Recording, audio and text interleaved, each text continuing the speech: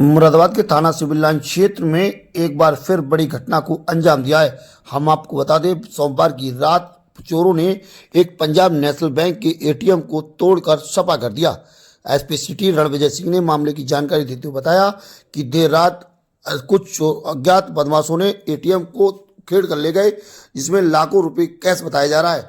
हालांकि इस मामले में जानकारी देते हुए यही बताया कि जिस प्रकार से कुछ साक्ष्य प्राप्त हुए हैं, जिन साक्ष्य के आधार पर पुलिस टीमें काम करेंगी, जिस पर जल्द से जल्द खुलासा किया जाएगा। जानकारी के अनुसार यह भी बताया गया है कि जिस प्रकार से चोरों ने ये एटीएम को साफ किया है, उसी आधार पर जल्द से जल्द पुलिस भी खुलासा करेगी। हालांकि चोरों ने बड़ी चतुराई और बड़ी सूझबूझ के साथ इस चोरी को घटना को अंजाम दिया, जिसमें सीसीटीवी कैमरे भी लगे थे। सीसीटीवी कैमरे की मौजूदगी में इस घटना को अंजाम दिया गया। ऐसे में सीसीटीवी कैमरे तोड़ने की बात भी कही गई है। थोड़ी हमारी तेज रहेगी भाई।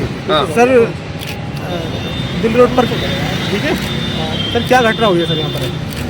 देखिए, कल रात में यहाँ जो सिविल लाइन्स थाना क्षेत्र में जो फवारा चौक है, उसके आगे एक पंजाब नेशनल बैंक का एटीएम है।